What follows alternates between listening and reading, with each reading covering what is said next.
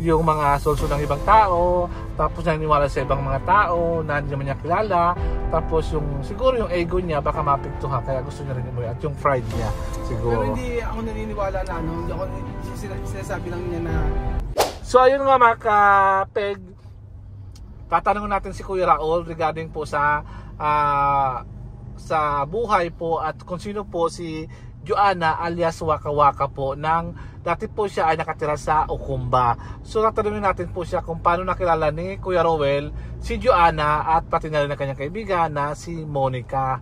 Ayan po. So Kuya Raul, ang unang katanungan natin, sana masagot mo ito ng may katotohanan at pawang katotohanan lamang at para naman na matuwa yung mga tao na kung paano may papaliwanag kung saan ba nanggaling si Joanna at saan mo siya nakilala.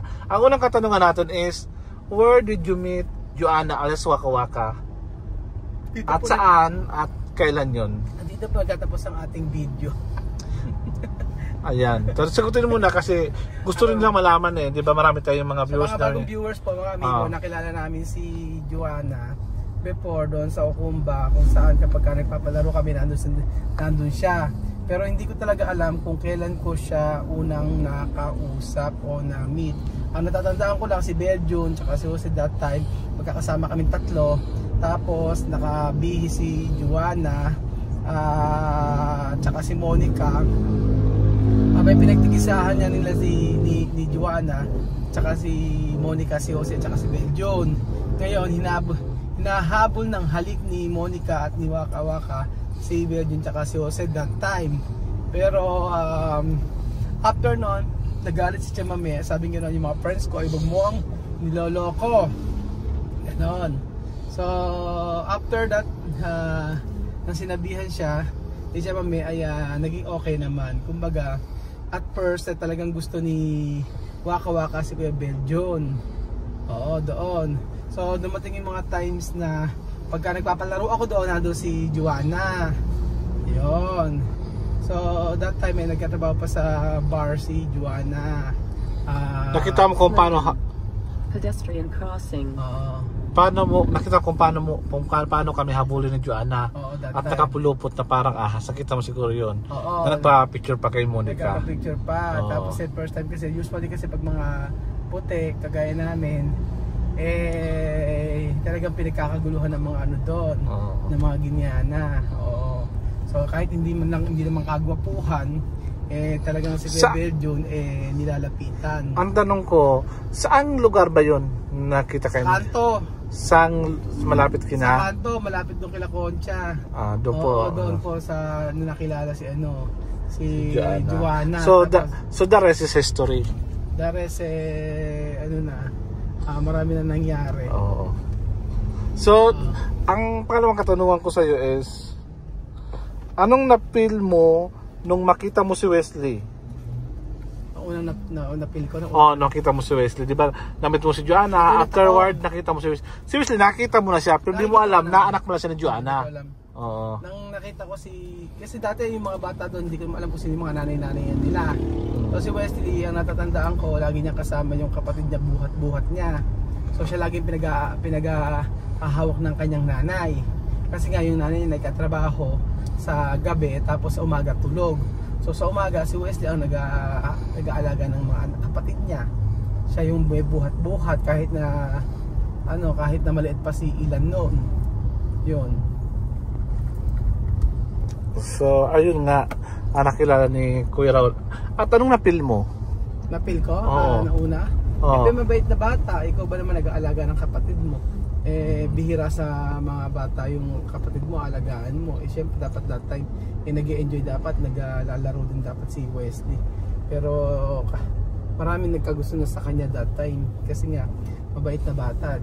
Sa mga videos natin nakikita nila na si Wesley na alagaan yung kanyang kapatid. So sa palagay mo, bakit, di ba si Waka Waka nakatira sa Ukumba, di ba? So sa palagay mo, bakit kaya umalis si Waka Waka o Joanna sa Ukumba, sa barangay Ukumba? Ano kaya yung matinding dahilan? At alam ko naman siguro na i-vlog mo na siguro ibang mga reason nito. Ang pinaka-dahilan noon kasi ganito. nung time na nakaaway ni Joanna yung nanay ni Chamame sa Aling Marta. Ngayon, ayun, yung away bata pinatulan ng nanay ni Chamame sa Aling Marta. Tapos ang ginawa, pinalo si Joanna. Tapos that time umalis na sila. Hindi ko na alam kung saan sila nag-stay, no? Nawala silang bigla dahil sa ano. Tapos ngayon nga, nung mga dati-dati pa, nung bago kami umuwi, sabi ko lumipat siya sa may Ukumba. Ayaw niya na talaga doon. Gusto raw niya na mapayapang buhay. Ayaw niya ng may ano, kaya away-away, ganun. Yung ahas, alam ko may involved na ahas kasi alam mo may vlog ka nun sa ahas na yung ahas yata inilagay yata, parang ganun. Oo, yung parang inilagay ng nanay, yung doon sa may bahay nila. Kaya isang dahilan din nito yun, bakit kasi baka mamatay daw. Sabi, as para sa na yung nag-vlog ka, panarin ko kay Joanna na pag hindi kami Raul alis doon sa bahay na mamamatay daw sila. Oo, ayun. Kaya yung dahilan din na pag kaya wala silang sila Joanna, wala talagang bahay, walang ganoon. Tapos pagkayari tinulungan natin sa mga kung ano-ano pang pwedeng itulong sa kanila, ganoon. Pero hindi talaga sila magkasundo ni Chamame, hindi sila okay. Hindi sila pagka nag-utos ako, andun ako, sabihin ko invite mo si Waka si Joanna. Okay lang sa kanya, kaso si Joanna na yung umiiwas. Oo, kasi nga alam niyo naman ang dahilan. Mas okay na raw yung ganoon na hindi na sila magkikita-kita. Ano, may tanong ka ba? Marami pang tanong, di ba? May last sa katanungan ko, last na yun katanong ko, ibibigay ko sa mamaya. So meron pa akong mga follow-up question. So, diba, Kuya Raul, una-una naging responsibilidad mo na pumunta sa sina TM at kanyang 5 kids. Alam ko isang mabigat yun at malaking responsibility na tumulong sa isang pamilya. Pero I know naman, galing naman sa puso pagtulong at yun ang yung talagang mitiin para makapunta sa Pilipinas ay makapag-aral yung mga bata. At in the end, in the long period, it was na-failed sila kasi di nakatapos yung pag-aaral dahil nga rin sa mga solsol at sa kagustuhan rin ni TM na bumalik na lang sila sa kanilang bansa para daw mabigyan ng mabigyan ng yung maituwid yung ibang mga yung mga bata na sabi ni Chamame, iba na daw yung pag-uugali kaya gusto nyo na pauwiin yung mga bata at napanood niya rin yun sa kanyang vlog ni Kuya Raul. Ang tanong ko naman sa Kuya Raul, may pangalawa ang sabing dahilan ni Chamame yung parang magbago ugali. Oo, kailangan na umuwi yung mga bata. Yun yung ginawa niyang dahilan. Pero nasabi ka na nagbago din ugali. Yun mo. Tingin mo ba ganun nangyari? Actually, sa palagay ko, hindi naman talaga yung talagang pinaka-main na reasons why this family has fly away to Africa. Go back to Africa, yun nga. Sorry na, may mga words na kailangan intindihin na lang. Tagalogin mo kasi. Yun nga, bumalik na sa Africa, may mga reason po. Pero hindi ko po alam yung ibang mga reason po, kasi nga po, si Kuya Raul nakakaalam nun. So mga reason ni TM, alam ko po yung solsol, yung mga solsol ng ibang tao, tapos naniniwala sa ibang mga tao na hindi naman niya kilala, tapos yung siguro yung ego niya baka mapiktuhan kaya gusto niya rin umuwi at yung pride niya siguro. Pero hindi ako naniniwala na hindi ako sinasabi lang niya na yung mga bata ay nagbago ugali, ganyan. Abe, ano ba problema sa mga bata? Nag-aaral naman yung mga bata. Exactly. Nag-aaral naman yung mga bata dito. Ano ba yung ang gusto niya kasi gusto niya paghirapan niya yung mga anak niya. Gusto niya kung ano yung naranasan niya. It's happening right now sa kanyang tiyan mo Roel. Nangyayari na sa kanilang ngayon sa kanilang pamuhay araw-araw diyan sa kanilang bansa. At ngayon, bago tayo mag-end kasi may katanungan pa tayo, Roel. Ang gusto ko maran, ano ba ang handa ka na ba o prepared ka na ba na sa panibagong obligasyon mo na darating sa iyong buhay kung in case makapunta po ang pamilya ni Joanna alias Waka Waka dito po sa Pilipinas? Prepare na ba ako? Oo, ang tanong. Prepare na ba yung physically, mentally, spiritually, of course, financially? Oo, prepared naman syempre kasi hindi naman natin kukunin sila kung hindi naman tayo prepared at naihanda naman natin. Ang tanong lang dyan kasi isa, sila ba ay prepared na? Ako prepared ako, pero pag naman sila kung prepared na sila, tingin ko naman oo, pero nandiyan pa rin yung culture shock. Naniniwala ako na sasabihin nila na okay, mag-adjust kami dyan, ganyan. Pero imposible hindi sila ma-culture shock kasi yung mga bata nga pagdating dito talagang na-shock sa mga ano dito sa mga iba't ibang pangyayari dito, kultura. Sa pagkain, sa kultura natin, tradisyon. tapos pati sa school, lahat. Sa akin naman, ihanda naman natin yung i-guide naman natin. At saka siguro dapat lang yung open communication, kasi hindi po pwede na ganito sa Pilipinas, dapat sundin nyo ganyan. Hindi po pwede yung kailangan explain mo. Explain mabuti. For example, sa pag-aaral. Ang tanong ko, Raul, explain mabuti. Hindi mo ba na-explain na mabuti sa unang pamilya na tinulungan mo? Na-explain na mabuti? Oo. O talagang may kulang talaga? Hindi, kasi ganito, kahit explain mo sa kanila kung hindi naman nila kayang gawin, at yung mga bata walang problema. Pagka in-explain mo sa mga bata mauunawaan, pero yung nanay, kahit explain mo sa nanay, hindi niya kayang tanggapin, hindi niya kayang i-accept yung buhay na meron dito. Example, sa school. So, may mga assignment na halimbawa ay ginagawa ni Lenlen, pero pagka hindi niya nagustuhan yung assignment na, for example, yung project na parang orasan ba yun, kalendaryo. Tapos bakit daw ang pangit ng picture ni Alima? Yung mga simpleng ganun, bakit daw nakapagtulog? Oo, ay ipapasa. So yung mga simpleng ganon, kahit i-explain mo sa kanya, hindi niya mauunawaan. And then bakit daw dito sa Pilipinas, bakit daw may mga camping, may mga sayaw-sayaw po, tapos lagi daw walang pasok, lagi daw ganyan. Marami siyang mga question. Oo. So kahit i-explain mo sa kanya, pero ang paniniwalaan niya yung sarili niya. So yun siguro, nasa tao yan, Kuya Beljun. Halimbawa, for example, si Joanna, in-explain ko sa kanya yan, Joanna, kasi ganito sa Pilipinas, sa school, hindi po pwede na puro aral-aral lang. Kailangan makipag-socialize. Kailangan yung mga bata ay pati yung sa camping, diba? Hindi niya pinayagan yung mga bata sa camping, si Bibian lang. Tapos gusto niya agad yung mga bata. Yung camping na ginanap na yon is malaking performance yun. Ini-explain ng mga bata na dapat umating kami kasi malaking points yun para sa grades namin. Pinagpipilitan niya, pinauwi yung mga bata, di ba? So sino mag-a-adjust, ako ba o sila? So ang ano ko dito kay Joanna, kung hindi nagawa ng nanay before yung ganitong klaseng setup, at hindi kahit i-explain mong mabuti, kung hindi naman niya gagawin, wala akong magagawa doon. So si Joanna kasi ganito yun si Joanna kasi umpisa pa lang nung sabi niya pupunta rito sa Pilipinas, in-explain ko na sa kanya na ganito ang buhay sa Pilipinas, marami ikaw pagdadaanan. Tapos ang sagot lang niya, di bali na na pumunta kami ng Pilipinas kaysa anong buhay meron kami dito sa Africa. Yun yung tumatak sa isip ko. So if ever na dumating sila dito, tapos in-explain ko lahat ng mga bagay na nangyayari dito at mako-culture shock siya, especially si Wesley, dapat i-prepare ko din na ganito ako sa Pilipinas. Pero sabi ng gano'n ng ng sponsor natin, Roel, kapag hindi mo kaya at mai-stress ka lang kay Wesley handa akong bumili ng ticket pabalik uli, sabing gano'n. Yun ang sabi ng sponsor natin. So para sa akin personally, this time medyo mahirap